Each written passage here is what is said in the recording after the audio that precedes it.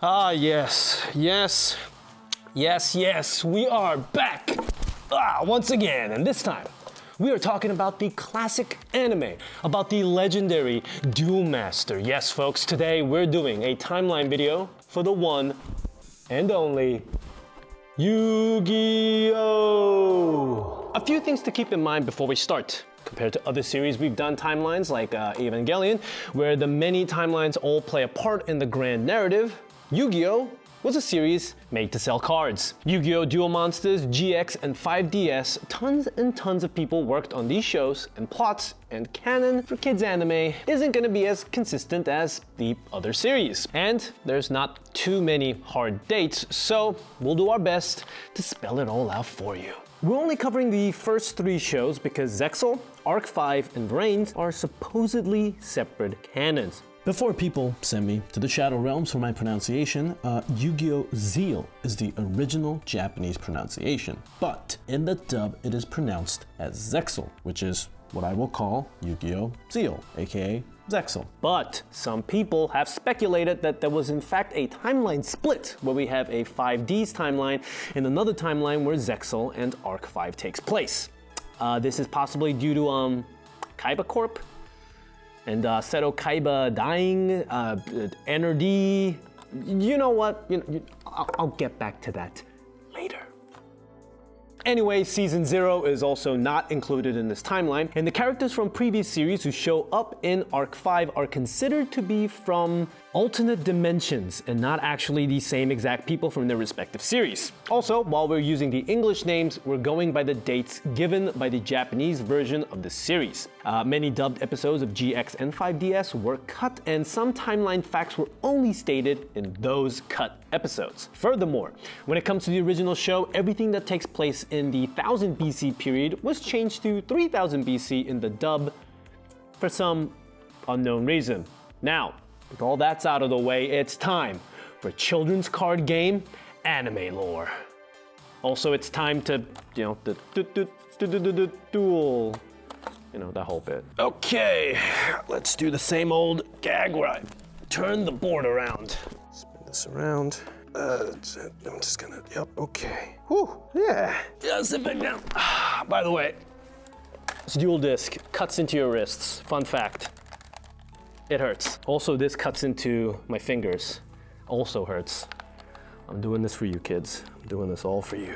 The earliest time events in Yu-Gi-Oh! Are known to have taken place in the anime canon roughly around 8000 BC. There are 2 separate incidents to mention that comes from the original Yu-Gi-Oh! And the 5DS series. The first comes from OG Yu-Gi-Oh! With the mythical Atlantis. In the Yu-Gi-Oh! Canon, it was an advanced society where people lived happily together with the spirits, which were the real-life duel monsters. Long story short, Atlantis got destroyed because people's desires turned their hearts dark and they lost their connections to the spirits. Damn, it's like capitalism. The Atlantis story was basically a minor part of a filler arc, whereas 5D's incident at least played into the show's lore a little more. Way before there were special mega cards, Yusei Fudo and the motorcycle riding gang could use the actual Crimson Dragon and Crimson Devil, aka Red Nova, fought in Nazca. An ancient signer, a 5D specific term, helped the Crimson Dragon seal the Crimson Devil away. You following me? Hope you're following me, because I can't even follow myself. Okay, so 5,000 years later, we get to 3000 BC. The Crimson Dragon would have fought another battle at Nazca, where it fought the wicked gods, sealing them into the earth, creating the Nazca lines. This battle between dragons was part of fated battles between the signers and dark signers that occurred every 5,000 years. Fun fact, the Nazca lines are a real thing in Peru. Now, whether giant dual monster gods reside inside of them has yet to be seen in real life.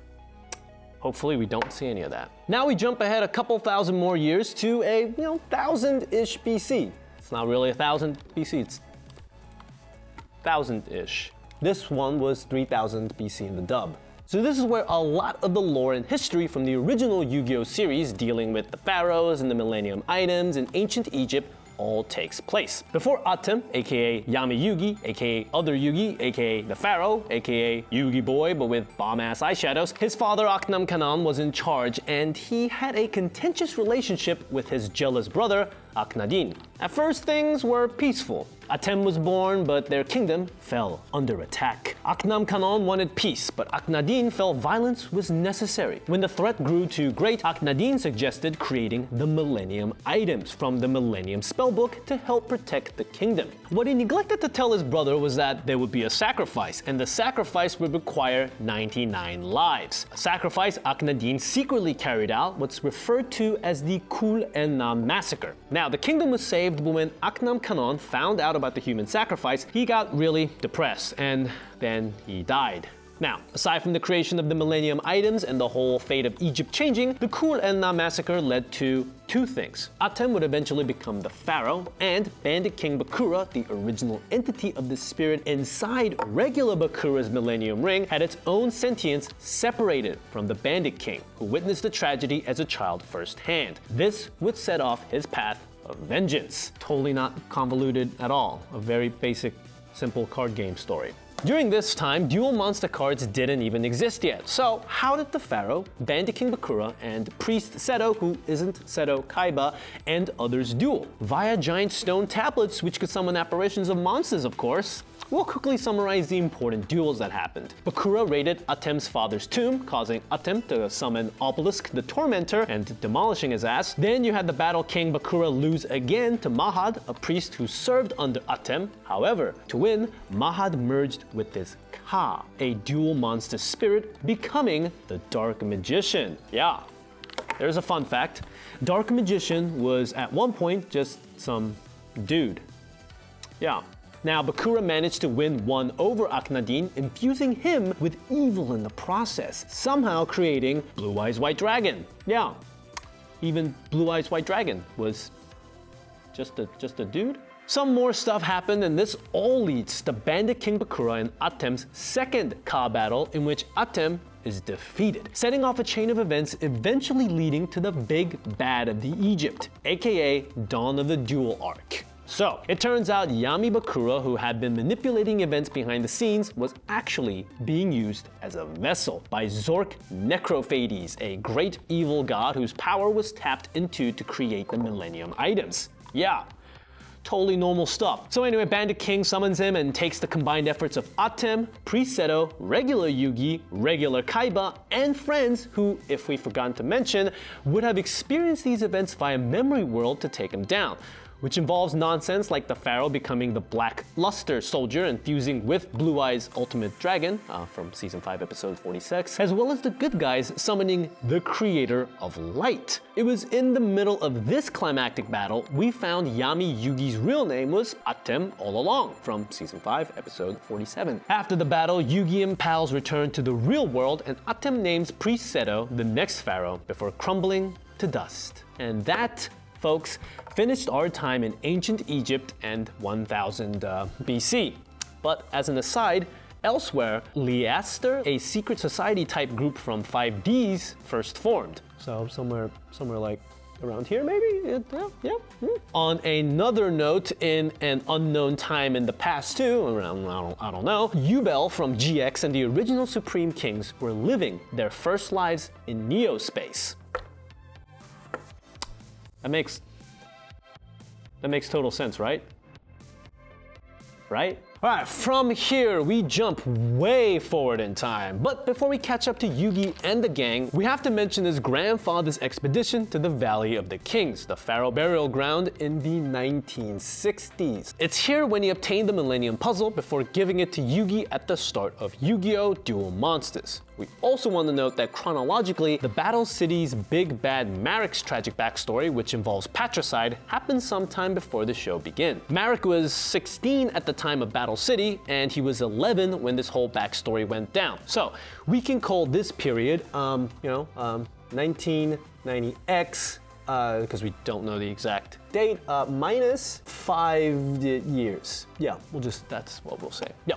A second thing to note, at another unspecific time before the series begins, Kaiba takes over his dad's company. Finally, some guy who isn't Albert Einstein, named Dr. Eisenstein, starts repeatedly running the Nobel Prize in Dual Physics from 1996 onwards. Yes, dual physics. E equals MC Duel. Down here, 1996, I guess. Kazuki Takahashi started the original manga in 1996, our time, not Yu-Gi-Oh time. And Yu-Gi-Oh! Duel Monsters, the anime, started in 2000. Not many hard dates are given, but the events of the show can be assumed to happen around this time, which we'll call 1990X. Okay, so sometime in 1990X, somewhere between 96 and the year 2000, Yugi's grandfather gives him the Millennium Puzzle. When Yugi solves the Millennium Puzzle, he becomes one with Yami Yugi, revealed to be Atem, the pharaoh from the 1000-ish BC. So far, Kaiba destroys Yugi's grandfather's Blue Eyes White Dragon. Then Grandpa gets more owned when Pegasus traps him in the Shadow Realm, which doesn't exist, actually. Check out History of Yu-Gi-Oh! Videos for that bombshell of a fact. Pegasus also reveals his Millennium Eye in the process, and eventually the whole squad travels to Pegasus Island to rescue Grandpa in the classic Duel Kingdom arc of the series, where we get this little neat doodad with the little stars, and yeah, good times. Duelist Kingdom is the first huge story in Yu-Gi-Oh! Basically, Yugi wins nearly all of his duels except for the time Kaiba pretty much threatened to kill himself if Yugi doesn't let him win. Yeah, totally normal stuff, Kaiba. Also, early in the Duelist Kingdom arc, we meet Bakura, who is the owner of the Millennium Ring, in which inside Yami Bakura, who is secretly Zork Nephrophades, lurks inside.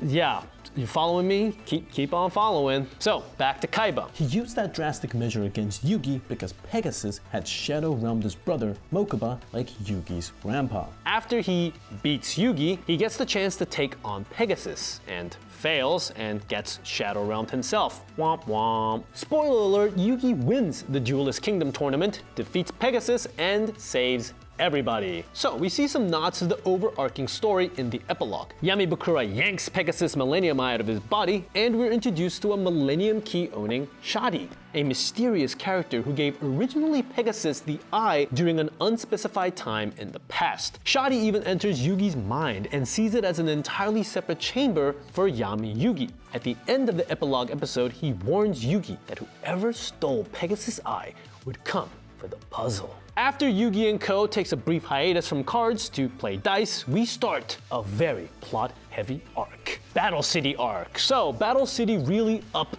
the stakes. The whole thing is kickstarted when Ishtar, owner of the Millennium Necklace, reveals Duel Monsters' secret ancient Egyptian history to Kaiba and tells him about the 3 Egyptian god cards. She even gives him Obelisk the Tormentor, after which he sets up a city-wide tournament where winners take cards from the losers in an attempt to find the other 2 cards. However, Kaiba's not the only one looking for the god cards. Enter Marek, owner of the Millennium Rod, and his team of rare hunters who are willing to utilize underhanded tactics to get what they want. At this point, Yami Yugi starts wondering about his origins, and after meeting Ishtar, who tells him if he wants his memories, he has to recover all 7 Millennium items. Yeah, this arc becomes one big mess. Delicious. Like before, we can't go over every duel, because there's a lot of duels, but I will give you the summary. So, Yugi and friends duel the rare hunters and other randos a bunch, obtaining Slifer the Sky Dragon along the way. Before, Marek reveals himself and generally comes out on top. Yami Yugi and Yami Bakura duel once again, and by this point, everyone's aware Bakura has an evil side. Marek, the bad guy, has a eviler Yami Marek inside of him too, who dominates My Valentine in a trio of episodes that were heavily censored in the US. Because it clearly shows in the Japanese version that My Valentine gets tortured. This is about cards, by the way. This is about card games, like card games.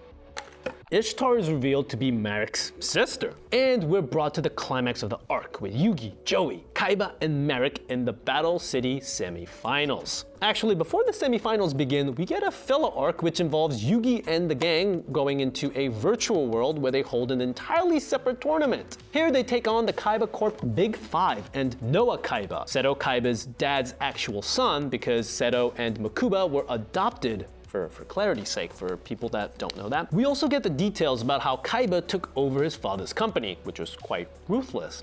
Other than that, not much else happens of note in that arc.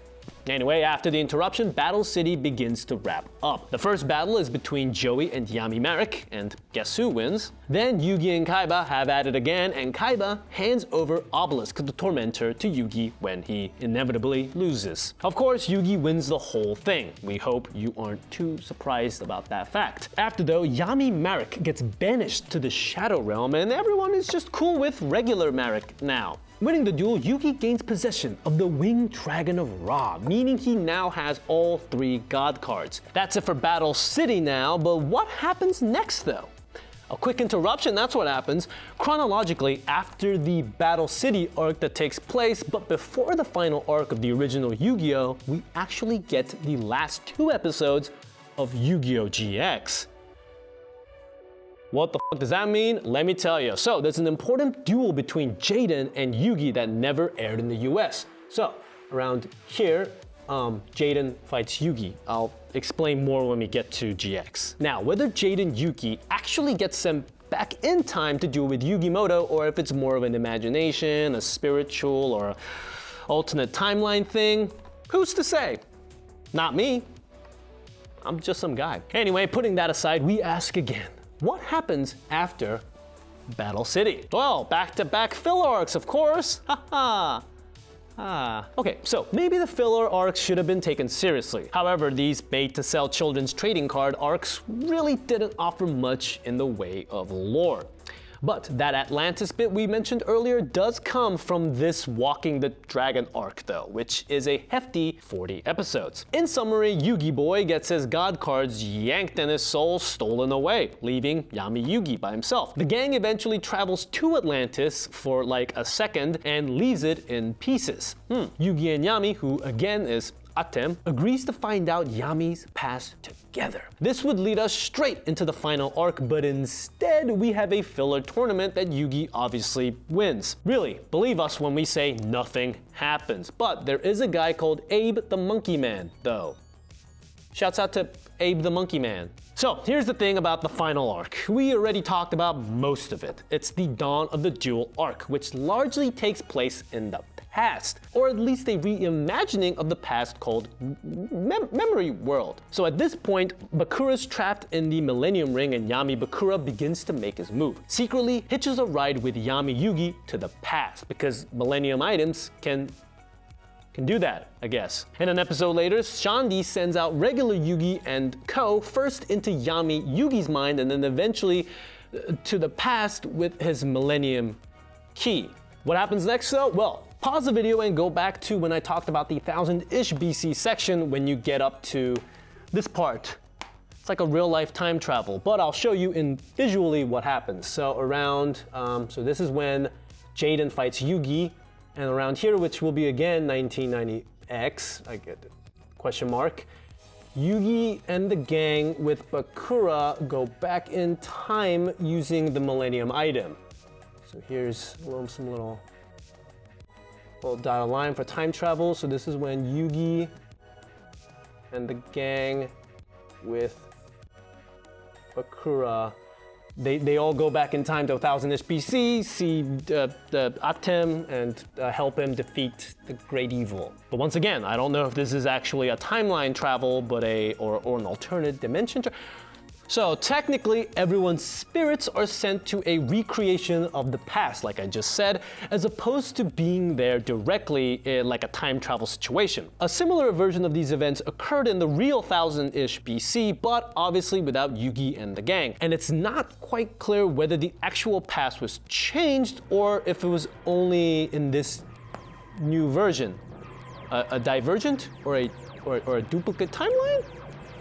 Whatever you want to call it, it was made to sell cards for children and it wasn't so deeply thought out. We get a few epilogue episodes that center around the only 2 people in the series that have yet to duel, Yugi and Atem. Yugi wins, Atem fades away and the Millennium items disappear due to plot. Fun fact though, in 2016, Yu-Gi-Oh! Dark Side of Dimensions, a movie, came out, and in that story, we have Kaiba digging up the remains of the Millennium items, recrafting the puzzle so that he can meet Atem again to fight him, to beat him, because you know, Kaiba is Seto Kaiba, and he loses, but then after that, at the end of the movie, Kaiba actually sends his own consciousness straight to the afterlife in ancient Egypt to duel Atem once again, because he needs to prove to, I don't know, himself, I guess, that he's the greatest duel master of all times. Yeah, God.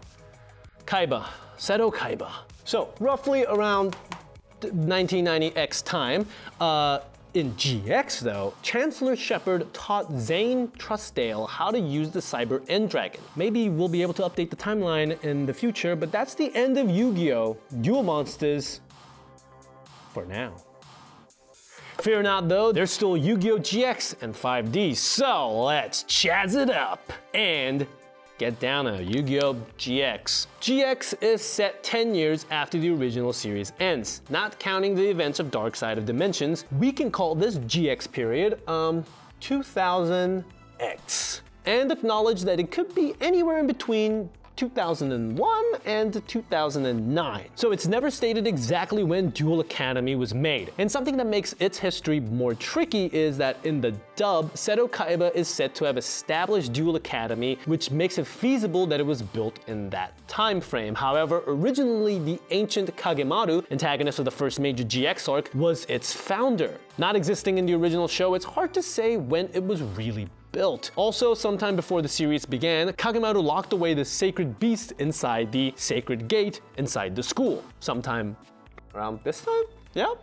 That's the mystery period right there. So, a few years before this series begins, before GX begins, Jaden wins a contest where his original Duel Monsters get sent into space by a satellite by Kaiba Corp. Yubel, an actual card and former Neo-Spacian human turned monster spirit who's looked after Jaden since he was a kid, also gets sent up into space. This leads to wackiness further down in the timeline. GX proper starts with Jaden Yuki getting handed a winged Kuribo by Yugi himself on the way to Duel Academy entrance ceremonies. So here we go, this is the start of GX. I should have also mentioned that Yu-Gi-Oh! I guess starts here, formally. Yu-Gi-Oh! Okay, so in GX, the first major arc of the series revolves around the Shadow Riders, a group of nefarious duelists who Jaden, Chaz, and Co. have to defeat so they don't resurrect the sacred beasts and destroy the world. Of course. Yes, the scales have been upped since Yu-Gi-Oh! Duel Monsters. Jaden beats Kagemaru, who's leading them, and seals the sacred beasts once more. Before the second arc of GX begins, Zane Trustdale, who is Jaden's best friend's brother and the top-rated duelist in the Duel Academy, graduates and joins the Protégés. The beginning of the second season of Yu-Gi-Oh! GX marks a year both in real life and in story since the series began. So we'll call this in a totally easy manner with, 2000X plus 1 year. The second chunk of GX revolves around the Society of Light, a secret society led by Sartorius. Aster Phoenix, a highly skilled pro-league level duelist, joins Duel Academy. Jaden loses to him in a duel, in the middle of which Aster gets really cryptic and decides to leave Duel Academy for good. Spoilers, it's not for good. Bad. Jaden gets sent to Neo-Space, technically a spirit dimension and not actually space, and talks to aliens who look like the monster cards he designed that Kaiba Corp sent to space. After, he comes back with new cards. Episode 62 might be the single weirdest Yu-Gi-Oh! Episode of all time, but then again, Arc-V exists. Jaden and Co. win some duels, and before long, Sartorius ends up joining the Academy. Elsewhere, Zane becomes edgy and duels with Chancellor of the school in an old secret dojo location, who pleads with Zane to come back after losing to take part in a special tournament. Aster betrays the Society of Light, more duels happen, people get mind-controlled and then unmind-controlled, and there's even more duels. Eventually, Chaz wins the tournament. Go get him, Chaz. Chaz it up. Yeah. And Jaden thwarts Sartorius' plan. So season 2 ends and another season, year, and arc starts, which we will call this year 2000X plus 2 years from, I guess, 2000X originally, even though it should be plus 1 year, but that'll be way too confusing. So 2000X plus 2 years. Now we enter Dimension World, which is the last arc of GX to be dubbed. At the beginning of the season, Jesse Anderson, who shares a lot of common with Jaden, joins Duel Academy. After beating the mid-boss of the third arc, Viper, a big chunk of Duel Academy students ends up in a strange realm. In this place, all sorts of Duel Monster cards are just real monsters now. Through the power of dueling, most of the students make it back, but Jesse gets stranded while Yubel makes her first big appearance. They all immediately go back to the other dimension to rescue Jesse, and things get dark on the journey. Slave camps, brutalities, live sacrifices, and more. Very friendly kid card game stuff right here, folks. Along the way, Jaden realizes he is the Supreme King, whatever the that is, and they eventually find Jesse, who is now under Yubel's control. There's a series of climactic duels, and how does that all resolve? Well, Yubel reveals her backstory, being a human-turned-spirit that watched over Jaden, and she really just misses him. Okay, and then Jaden Yuki uses super polymerization to fuse himself with Yubel forever. And so this is where Yugioh GX ended. According to 4Kids TV, no, that is not the end. Surprise, you can watch the rest of GX, Japanese version, on Crunchyroll.com. So this season was about half as long as the others. It centered around an enemy called Night Shroud, who made a couple of minor appearances previously. The Yubel arc was really the crux of the GX lore, so this last set of episodes was more like a hurrah, a little victory lap, you know? That said, we had a very nice graduation moment, and at the very end, Jaden does get sent back in time to duel with Yugi. So let me show you that on the board. So after 2000X 2 years, supposedly, also, fun fact, I read on this thread that in season 2, in one of the examination cards, they showed the date, and the date is supposed to be 2007 as the graduation. So supposedly, they graduate around the year 2007, maybe. So after the graduation, Jaden over here goes back in time to here. Jaden goes back in time to duel with Yugi right here. Okay, so that is the true end of Yugioh GX. So now let's chaz it down. Grab your motorcycle and noom towards the future. How far into the future though? There's no exact dates given, and in fact there's a lot of contradictory information. So all we can say is that Yu-Gi-Oh! 5Ds takes place in the mysterious time of 20XX. Real quick, 17 years before the series begins, which we will call 20XX minus 17 years, the Zero Reverse occurred, an intentional energy overlord masterminded by Iliesta. Remember from early on in the video, I forgot exactly when I even talked about Iliesta. And carried out by Roman Goodwin. It split New Domino City into two and freed the Earthbound immortals. Yusei Fudo's father, an NRD researcher who worked with Roman and Rex Goodwin, as well as his mother and Jack Atlas's parents, died during this tragedy that takes place. Actually, let me just do a little. Okay, so before the start of the series, which is here, Yusei, Jack, Crow, and Kalen form a duel gang called the Enforcers that eventually fell through. Okay, so the first proper arc of 5Ds is the Fortune Cup tournament, which mostly serves to introduce all the key players like Yusei Fudo, Jack Atlas, Akiza, and others. We also start learning about signers, duelists with special glowing marks on their body, which include Yusei and Jack. There are also dark signers. Stuff starts to get hype during the climax of the tournament, a duel between Yusei and Jack where the sky gets dark and the Crimson Dragon appears in the sky. Then we get the 40-episode Dark Signer arc, which is more lore intense. Using the Crimson Dragon's appearance as a sign, the Dark Signers put their plans into motion. They're comprised of people who hold some kind of grudge, most notable Roman Goodwin, and they wield the Earthbound Immortals, previously trapped in Nazca, freed due to the Zero Reverse incident. Their goal is to use the Earthbound Immortals to cause havoc and eventually summon the King of the Netherworld. Whew. That's their plan. Easy. So easy to follow. Okay, so despite the signers beating the dark signers and earthbound immortals, Plot Magic still ends up summoning said king of the Netherworld. Rex Goodwin actually reveals himself to be a signer and a dark signer. Bum, bum, bum. And also, surprise, is the real big bad of this series. Okay, so hold up. I have to make another correction. So, Rex's backstory actually gets kind of screwed up because of a dub error. Now, in the dub, Rex is revealed that he's the 5th signer during the Fortune Cup, but the arm that he uses to reveal that he's a signer is actually Roman's arm. Roman was the true 5th signer until he became a dark signer. So then Rex duels Roman to purposely lose. It's revealed that Rex had a Solemn Judgment face down and could have won at any time, and he now becomes a dark signer.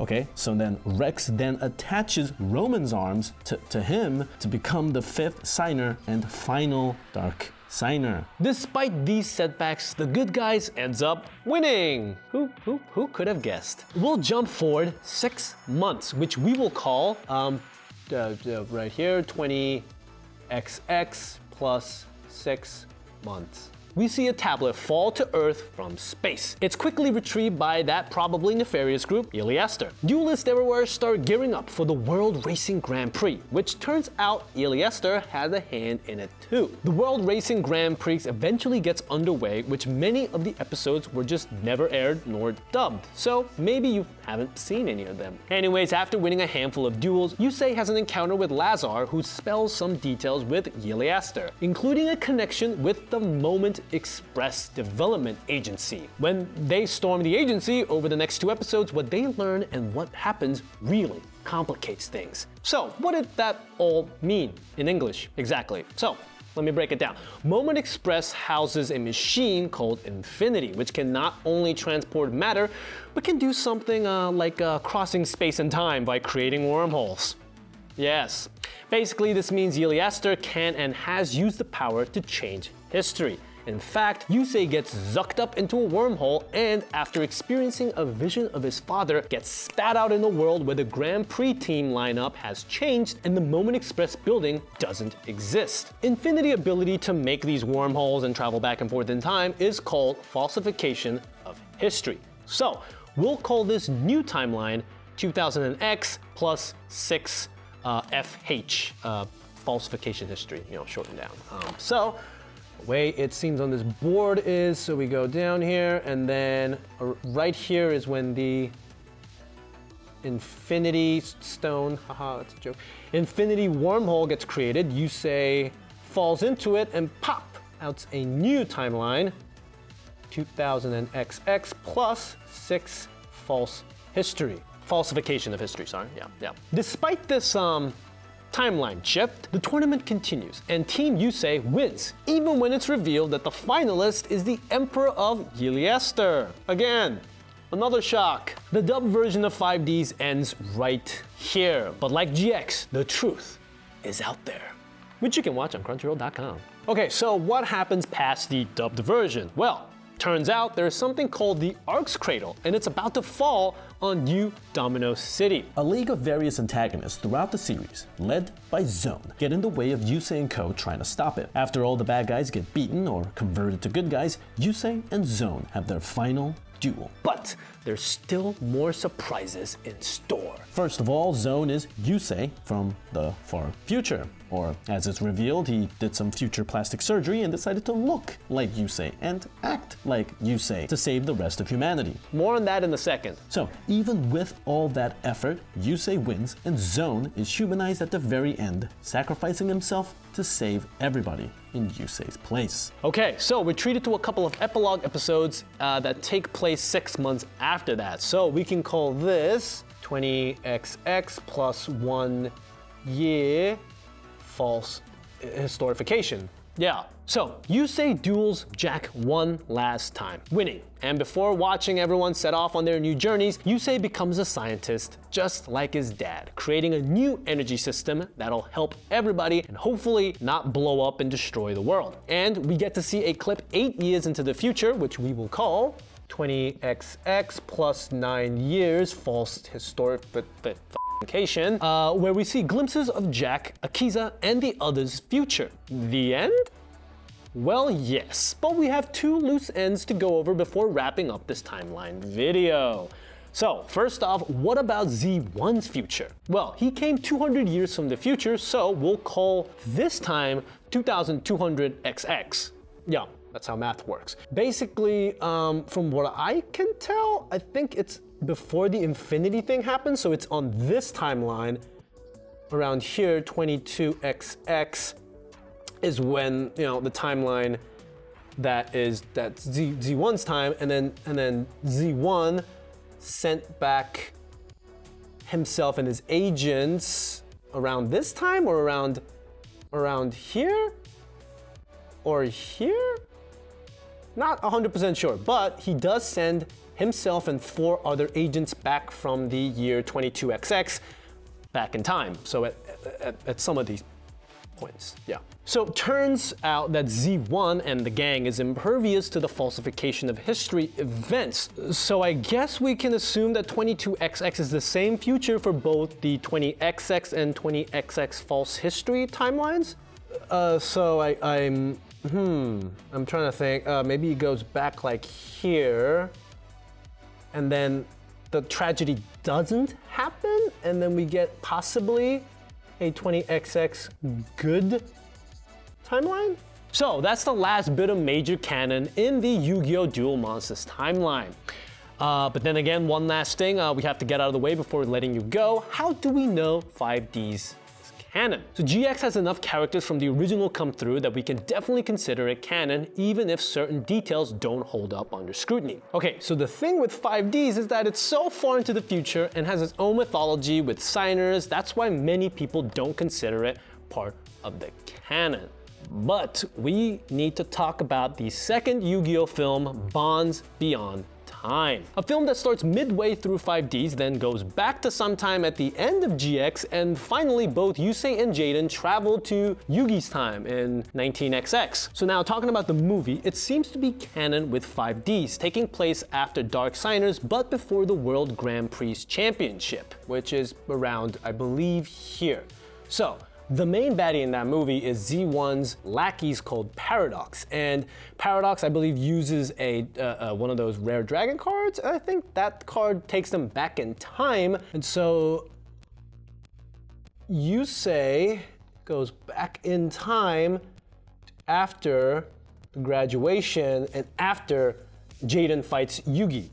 So Yusei meets Jaden, they duel again, and then the same guy, Paradox, uses that ability to time travel again, and then they time travel to around here to meet Yugi. So Yusei, and Jaden. Okay, so the weird bit is that Yugi acts like he's never met Jaden before, which is false because, as we all know, at the end of GX, right here, Jaden goes back in time and fights Yugi, right there. And then they meet again. But also, this could be a thing where Jaden and Yusei went to an alternative past, not actually this timeline past. So that's why I didn't mention it when we're first making the timeline. We're doing it right now. But it is considered canon. This movie is considered canon. And so we can clearly see that Yusei and Yugi are in the same timeline universe. So therefore, 5Ds is in the universe. Also, another thing that connects 5Ds to the Yu-Gi-Oh! OG universe is this one dude named Tetsu Trudge, who in the 5Ds universe works as a member of Sector Security. And in the original Yu-Gi-Oh! He was a high schooler who, in a flashback we see, beating up Joey and Tristan. As the B-roll will make that make sense. So, he was basically high schooler here, and now he's a grown-ass man working for the security department somewhere in the 5Ds universe. So, that's another thing. There's two key facts why 5Ds is part of the Yu-Gi-Oh! Universe. That is it, folks. Well, not obviously, because we didn't include Zexal, Arc-V, and Brains. So I guess guess it really isn't it. So, okay. So I know I said I'll get back to how Zexal and Arc-V is all connected, but here's a short breakdown. So apparently, this is from a YouTuber named @Yugioh Everything, but he thinks that sometime after GX, Kaiba and Kaiba Corp is no more, and the NRD moment isn't created, and so it doesn't cause a giant world-splitting event. So that's why in the Zexal world, there's no bikes, there's no synchros. So now, you might say, Tim, isn't that just an alternative universe somewhere else, unconnected? But no. You see, in episode 15 of Zexal, we see the main character go into a temple, and he sees old legendary Duel Monster statues, like Dark Magician and Dark Magician Girl, Blue Eyes White Dragon, Red Eyes Black Dragon, and others. So, which shows that the original Yu-Gi-Oh world existed in the Zexal world, which connects Zexal to the timeline, supposedly? So apparently, somewhere around here, Kaiba died, and then didn't happen, and then a new alternate dimension started, and then that's Zexal. Yeah, there we go, that's Zexal. That's Zexal world right there. It just goes off in its own. And that's a terrible way to show it on the board. But now for Arc-V, there is an image of the Leo Dual School's curriculum sheet, and it talks about synchro summoning and Fudo style. So this also shows that in this world of Arc-V, there's game mechanics that come from 5Ds. So how is that so? Well, in Arc-V, they just straight up go, yeah, the universe was originally one, but it's split into 4 different universes, and people can just travel to each other's universes freely. So that's how advanced they are. So maybe it's part of the alternate 5Ds universe timeline, or so someone from the Arc-V world using the dimension hopping hoppity goodness goes to the 5Ds world, this is terrible, somewhere along the 5Ds world, and just takes the technology of synchros, the bikes, Fudo style, I guess, and then just implements it in the Leo school.